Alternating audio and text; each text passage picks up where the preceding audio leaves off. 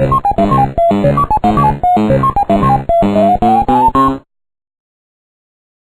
you for watching Gabbin About Games. I'm Miquel Sanchez. And I'm Viper UK98. And hopefully today we'll both be coming through on slightly better audio quality because we've both invested in new microphones today.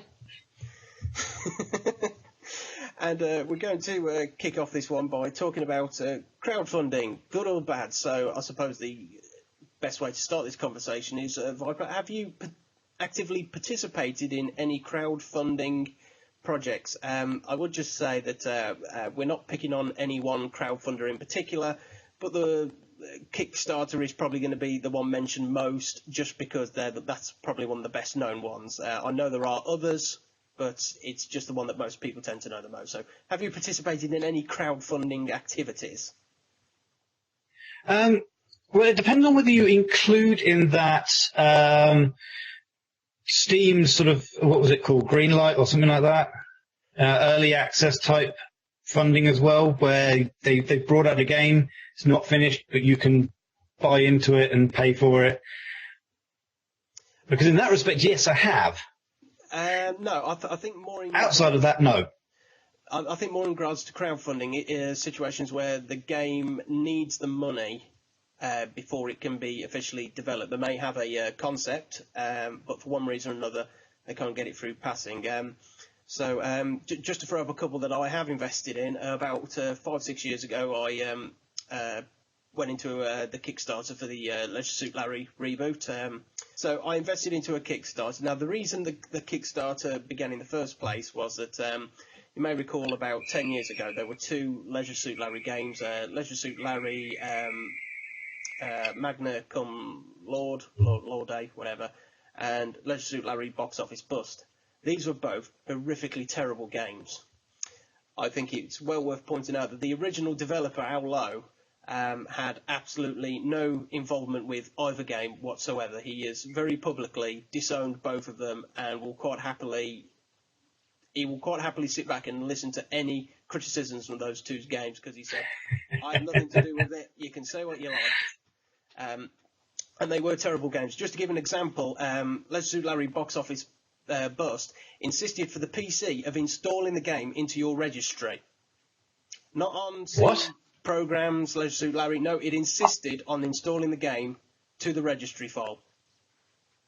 That's really clever, isn't it? Putting a game install in the most sensitive area on your whole computer.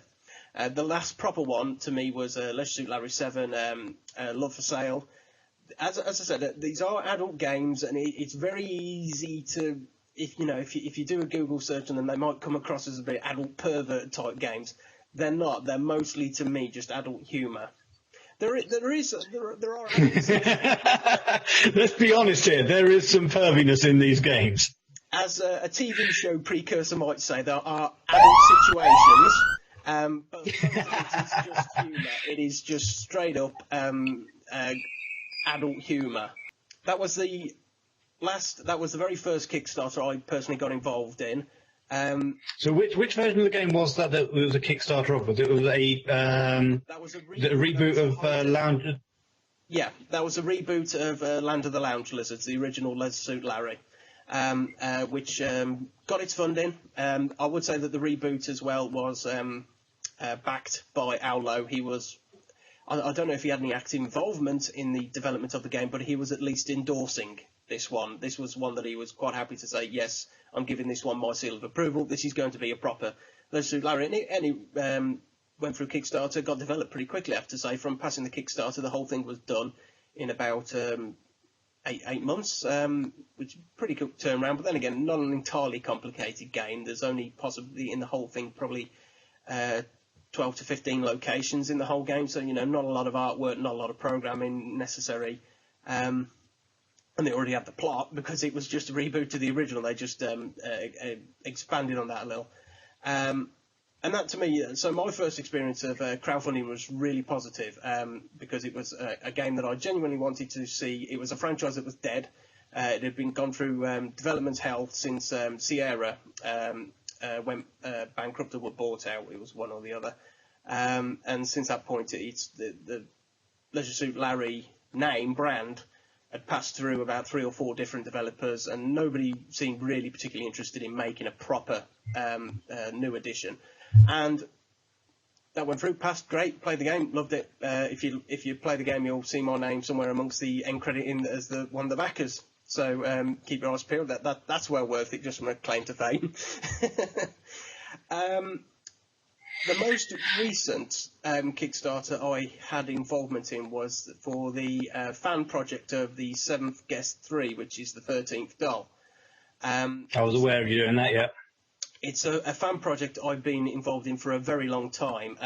Probably the first time I heard of the project was about 12 years ago. I landed onto this pretty early on. It was all very enthusiastic back then. We're all, quite young, and we're mostly the same people. We're people in our early to mid-20s who'd played the 7th Guest and the 11th Hour back in the mid-90s, and we wanted, after 10 years, we wanted a proper sequel. Exactly the same to Leisure Suit Larry. The game was in development hell. The original company, Trial of Our Games, had gone bankrupt. The Kickstarter began because the fan-made project, after 10 years, had officially, finally, been given permission to market the game as a unofficially authorised sequel. That's probably not the correct term, but it was a sequel that was given the blessing of the original developer, and they were allowed legally to call it the 7th Guest and sell it for a profit. That obviously come to some kind of arrangement with whoever owned the intellectual property of the 7th Guest. Now I have to say, I'm a bit more concerned about this one. The amount they were asking for at the time wasn't a lot. It was only $60,000. I would say that there'd been an official Kickstarter for a full-blown official 7th Guest 3 that was run, but that failed miserably. That was launched about a year before, and that one failed absolutely miserably. I think it barely raised half of what the total they were looking for was. So I invested in this Kickstarter, $60,000, not a lot of money, and hooray, it passed. So we were all going to finally get, after 15 years now, an official sequel. My concern at this point, however, is that the developers of the game for the last 3-4 months have been very, very quiet. There was now my concern is that for $60,000, in retrospect, is not, in video game design terms, a lot of money. My concern is that they were supposed to be beginning principal filming around October, November time, and since which point we have heard nothing. My concern at this point is that the money has run out, and that's why everyone is being very quiet. Suddenly, they've hired the cameras, or they've been paying themselves a salary. Not that I have any complaints about that. Although it is a fan game, I do not have any complaints about people using the crowdfunding money to pay bills, because if they're going to work 9 to 5 during the day and then work 6 till 10 at night on the game, they should at least be able to dip into the pot to cover their own expenses for doing that. It was at this point now, we're in January, and it should have been in some form of alpha release by now, according to their own estimates. It's not, and as I said, the lack of any news is deeply troubling. So this may not happen, and it is a risk you take with crowdfunding. I don't know, I've talked about this for a little while now, Viper, but just generally speaking, I mean, where do you stand on crowdfunding? Is it something that you should... Because the main point is, it's something that fans feel passionate to do about a project that's not going to be made legitimately. For one reason or another, for publicity, finances, it just won't happen. The industry isn't going to make it for you. The fans have to try and make it happen themselves. So where do you stand on this? Where do I stand on it? My standing is actually very, very simple. If you have the money that you don't need, and you don't have any requirements to spend it on anything else, then you can look at possibly putting something towards the crowdfunding. You have to be constantly mindful with crowdfunding that, like what may have happened for yourself, all good intentions to begin with to get it going, but it maybe just wasn't enough money, or the people involved just ran out, haven't got enough time at the moment to try and do any activities on it, and you could be waiting a year, 2 years, 3 years, without much really happening, and you may get frustrated about it. Or it may just bomb out completely. It's not something that you can go into and go, yes, I'm going to put this amount of money into this, and I'm guaranteed I'm going to get something out of it. There is no guarantee. So never, ever, I at the moment, I would not put money into a crowdfunding project. I don't have the money to spare. Therefore, it's not something I would look at doing. I do have a look at some of these websites and go through them and have a good old laugh at some of the really stupid ideas that people have come up with. That's probably the most entertainment I actually get out of these applications. Is this potato salad territory here? I've had a look through, and some of them are absolutely ridiculous. So, at the end of the day, good or bad, it's. I don't know if it can be classified as good or bad. It is very much a very difficult and fine line between the two, because it can go absolutely brilliantly, like your first time, or it can become incredibly frustrating and disappointing, like you are waiting at the moment. I would add the caveat, the 7th Guest 3, the 13th Dollar Fan Project, it is not officially cancelled.